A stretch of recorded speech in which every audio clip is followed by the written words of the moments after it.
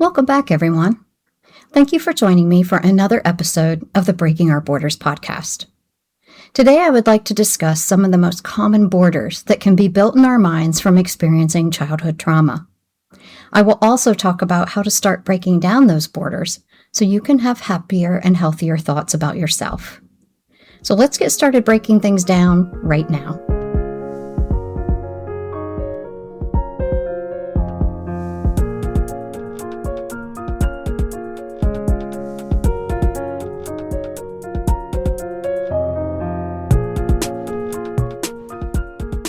Childhood trauma is the result of adverse experiences during ages birth to 17, like abuse, neglect, or disastrous events. The trauma can be short or long-term, but the longer the trauma occurs, the more effects it can have on the child's mental well-being. Over half of all adults have experienced at least one form of childhood trauma. Trauma can create unhealthy borders in our minds that affect our mental health and happiness. I will now discuss 12 of the most common, but there are many others that can be felt by trauma survivors. One of the most common borders built by trauma is the idea that I'm not good enough. When children experience long-term trauma, they are often belittled, criticized, and blamed for causing the abuse. This verbal abuse can develop thoughts of not measuring up to their parents' desires, that other people are better than they are, that they are a bad person, that they have to prove their worth, or don't deserve to have good things happen to them. As adults, these thoughts can develop into behaviors of perfectionism, people-pleasing, imposter syndrome, and struggling to have positive self-worth and confidence.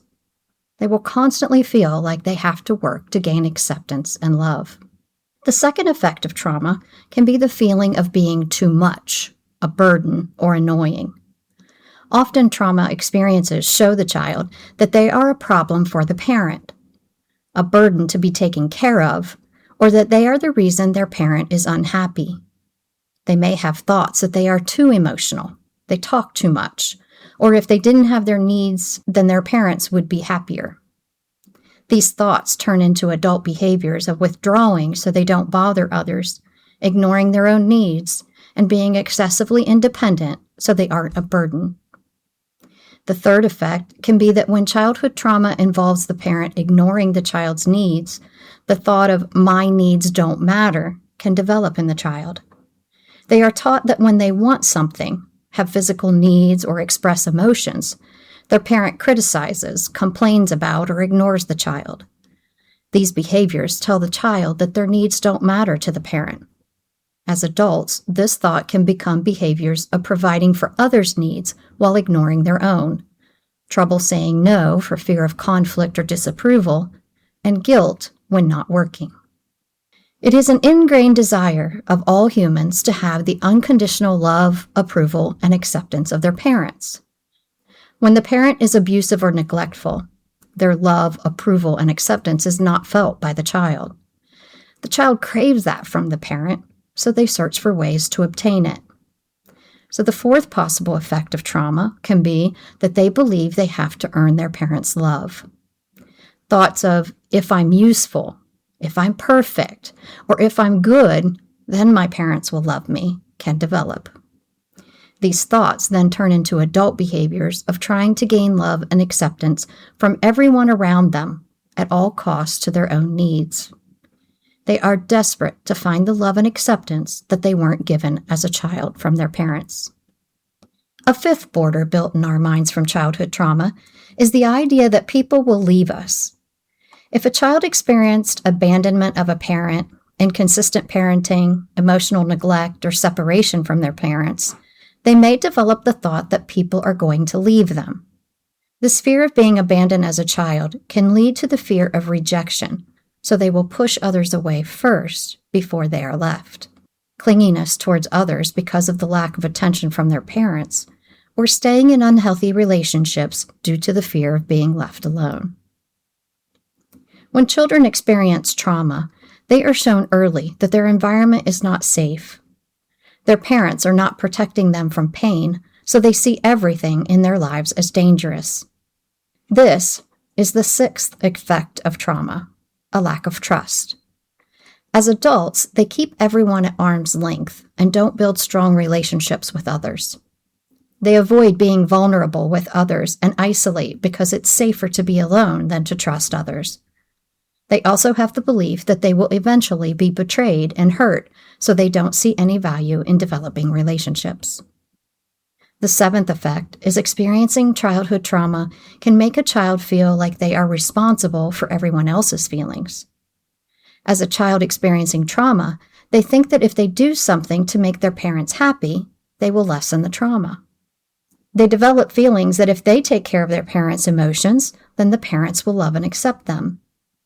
These feelings turn into adult behaviors of trying to fix everyone's problems because then everyone will be happy with them. They internalize guilt when others are upset, even though they had no responsibility for the upset. And they are confused about their compassion being a responsibility to give to others instead of a gift to others. Childhood trauma does not involve healthy conversations, healthy expression of feelings, and healthy resolution of conflicts. The child is the scapegoat for the parent's problems and anger, and the child's needs are ignored or minimized. This eighth effect of trauma is that children learn that conflict is dangerous. Anytime the child expressed a need, desire, or difference of opinion from the parent, they were met with conflict. They learned to shut down their feelings, needs, and wants to avoid further trauma. These behaviors led to the adult behaviors of avoiding conflict at all costs, doing whatever they can to keep the peace, especially to the point of ignoring their own needs or wants, and withdrawing of their opinions, beliefs, and needs to others. The ninth common effect of childhood trauma is the need to have control. Childhood trauma environments are filled with chaos and unpredictability. All humans desire control in their lives, another innate trait that we were born with. When we are denied some control as children and experience long-term chaos, we desire that control into adulthood. Without having healthy control as children, we may become adults who have difficulty relaxing, experiencing anxiety when things change, micromanaging all aspects of our life, or experience excessive thinking about rational and irrational topics. Number 10 of the common borders from childhood trauma is the thought that if people knew the real me, they wouldn't like or love me. Children of childhood trauma often have feelings that they are a burden, a problem, or worthless. While they still function and socialize, they have that message in their mind that people probably aren't going to like them. This comes from feelings of shame, a border in the mind that tells the child they are bad, the cause of all their parents' problems, and if they weren't around, everyone would be better off. This, of course, is not true, but is a real belief of trauma survivors and is carried into adulthood. As adults, they will wear masks, so to speak, to try to hide who they really are. They will try to be the funny one, the successful one, or the one who helps everyone. They hope that by being this other person, people will like them and want them around. The ironic thing is that the mask they think they are wearing is probably who they really are inside, but those strengths are overshadowed by the belief that no one will like the real them. The next border is, I don't deserve happiness.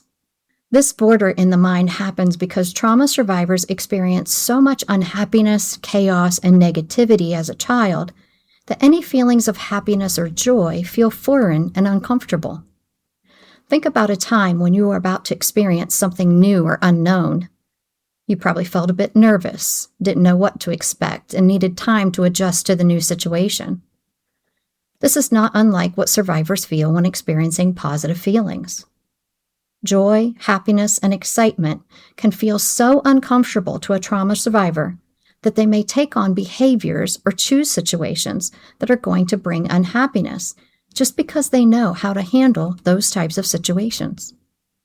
As adults, they may self-sabotage, choose unhealthy relationships, have feelings of guilt for being happy, and turn down opportunities that could bring them more joy. Humans will choose predictable chaos over uncertain peace because the brain prefers what it already knows. The last border on my list, number 12, is the idea that I have to do everything alone. As a child experiencing trauma, they learned quickly that they were not going to have support, they were not going to get help, and if they asked for help, they were going to be more of a burden to others. These thoughts will lead the survivor to becoming fiercely independent and refuse to ask for help when needed. No one can do everything on their own, and relationships flourish when there is give and take between the two.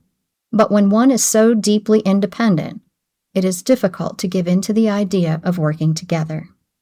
You may feel some of these borders, or only a few, or even all of them. The point of the borders was for your protection as a child while surviving trauma. These protective methods have been carried into adulthood because it is what you know, what you are used to, and other methods are too scary. These survival methods may have protected us as children, but when we continue relying on them as adults because it is familiar and what we know, they can interfere with our mental health, relationships, and happiness. So, how do we break down these borders that our brain built to protect us? I think we begin with 3 steps. 1, acknowledge the border. 2, accept you want to change it. And 3, reconstruction of the border with a healthier one. Let me give you an example. If you have the border in your mind that you are not good enough as a human being, acknowledge that border. Think about what it feels like and recognize what thoughts go through your mind. Trauma is not just mental thoughts. It can also be physical feelings in our body. For me, when I have this border in my mind, I physically feel shame, turn my head down, pull my shoulders in, and begin to slouch over, trying to hide how awful I think I am. My thoughts are, why did I do or say that? I'm so stupid.